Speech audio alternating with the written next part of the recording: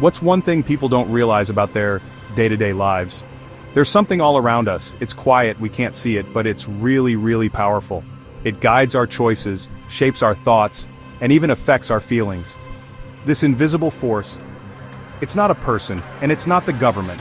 It lives right inside our phones and computers, watching us through our screens, and what it knows gives it incredible power over us. Think about your day. What did you read, what did you watch, or what did you look at? Did you really choose those things all by yourself? It's like something behind the curtain is pulling strings we can't even see. Lots of people are feeling more worried, more divided, and finding it harder to focus than before. Could this hidden force be the reason why? We need to uncover the truth. It's time to ask some tough questions about who's really controlling our lives. This isn't just about technology. This is about our freedom and our future. We need to understand what's really going on. So what is this hidden power? It's called algorithms. An algorithm. Think of it like a recipe for cooking. It gives computers instructions. Computers need these clear instructions to decide things, organize information, or even guess what you might like. Imagine you're looking for a new song.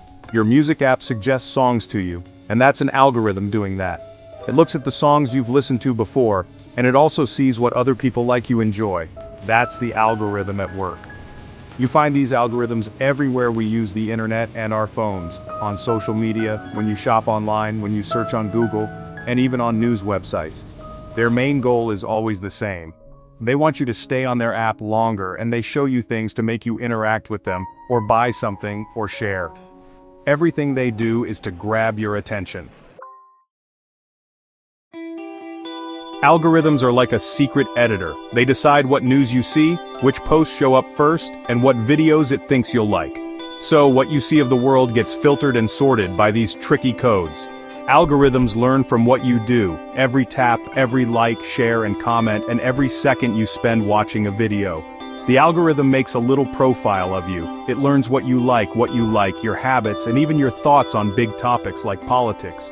It starts to show you more of the stuff it thinks you'll want to see and makes a special experience just for you to keep you hooked. That's how they work.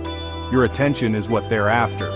But the catch is, this special feed can limit what you see. It can make your old ideas even stronger, and stop you from finding new ideas or different ways of looking at things. The algorithm isn't trying to show you all sides of things, it's trying to keep you stuck to it. This means how you understand the world can get really small, really fast, and you didn't even mean for it to happen. So, when these computer smarts only show you stuff you already like and agree with, you start living in a bubble. Some people call it a filter bubble, or an echo chamber. Inside this bubble, what you believe gets stronger and stronger, not because it's the right thing, but just because you don't hear any other different ideas. The computer smarts take away any info that might make you think differently or second-guess yourself, and they make you feel super sure that you're right and everyone else is wrong, and that's a really dangerous thing.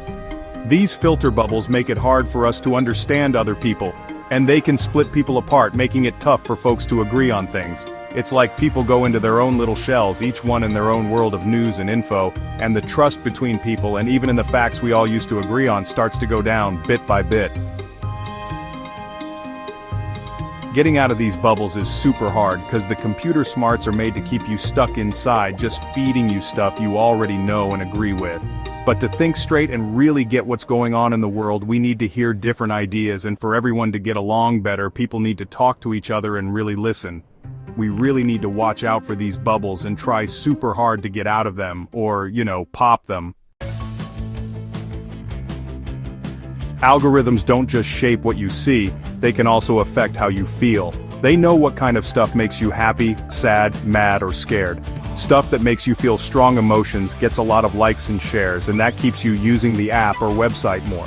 Think about the posts that go viral, they're usually super emotional. The algorithms learn that this kind of content is really good at grabbing your attention and keeping it. Always seeing these emotional things can be tiring. It can make you feel worn out, worried, or stressed out. Stuff that makes people angry or upset spreads really fast, and the algorithms might end up showing you more of this negative stuff. Gap 2S. This can make the internet feel like not such a nice place, and it can even affect how you feel when you're not online. Their goal isn't to make you feel good, their goal is to keep you using their site or app. Let's imagine a simple test to see how algorithms can change the world you see online. Imagine we make two brand new accounts on social media. Let's call them Account A and Account B. These accounts start out like a blank piece of paper, and we'll decide what they look at and click on. For Account A, we'll only look at and like good stuff, happy news, people doing great things, and stories that make you smile. Account A will ignore anything sad, mean, or that people argue a lot about. Now, for Account B, we'll do the exact opposite. We'll only look at and like the bad stuff. Sad news, scary or mean videos, and ideas that make people fight with each other. Account B will ignore anything happy or that makes you feel hopeful. After a little while, what Account A sees and what Account B sees on their pages will be totally different. Account A's page will be full of sunshine and happy things, fun stories, cute animal videos, and messages that make you feel good. But Account B's page? It'll be pretty dark, full of angry stuff, scary things, arguments, and bad news. And here's the thing, both accounts are on the very same app or website. The way algorithms affect us goes beyond just news and social media, it reaches into many other parts of our lives. Think about shopping online. Algorithms keep an eye on what you look at, what you put in your cart, and what you buy, and then they suggest other things for you. These little nudges can be really good at making you want to buy stuff you don't really need. Algorithms also control the ads you see. These ads are aimed right at you, using info like your age, where you are, what you like, and what you do online. The goal is to get you to click and buy. Algorithms can even affect who you connect with on dating apps and sites for work networking. They suggest people who could change your relationships and job chances. Even big life choices can be quietly guided by them, like decisions about your health, money, or school. If an algorithm always shows you one kind of information and hides another, it can shape what you understand and the choices you make. This power is really big, and a lot of the time it works without us even noticing it right away, or clearly saying yes to every little push like this. Learning about these algorithms, that's a great first step. But just knowing about them isn't quite enough. We need to actually do some things to handle how they affect our lives. We can get our focus back and make smarter choices about how we use tech. One really good way is to just be mindful. Think before you click, share, or even react to something. Ask yourself, why am I seeing this? Is this stuff made to make me feel a certain way? Is it trying to sell me something? Check out the settings on your apps and websites. Lots of them let you have some say in what shows up on your page. Look for ways to change what kind of stuff you see, like hiding posts you don't want, or even unfollowing accounts that just bring a lot of bad vibes to your feed. Try to find different points of view. Follow people or news sources that think differently, and read stories from all sorts of news websites. Maybe try a digital detox. That means taking breaks from social media, or even your phone completely. It can help you refocus and see things a bit clearer. These algorithms, they're really strong by themselves, they're not good or bad. So whether their effect is good or bad, that really depends on how they're made and how we use them. Right now, lots of algorithms are made just to get our attention and keep us on them so the companies that made them can profit. And this can cause problems like only showing us one side of things, messing with our feelings, or even splitting people apart.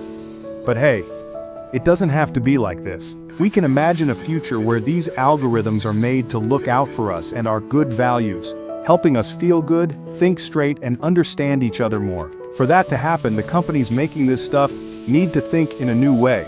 And us, the people using it, we need to ask for better. The internet and our phones are a big part of our everyday lives now, and we need to use them wisely and understand how they work. Try to be more mindful. Understand how these apps work and how they affect the way we think and our communities. Every day, you make choices. What you click on, who you follow, how much screen time you have, and if you check out different viewpoints. All these little choices, even the tiny ones, they add up. They tell the algorithms about you, and that shapes what you see in your online world, so you can make a difference too. It's not all up to them. So, what's the first thing you'll do today to make your online world even a tiny bit better?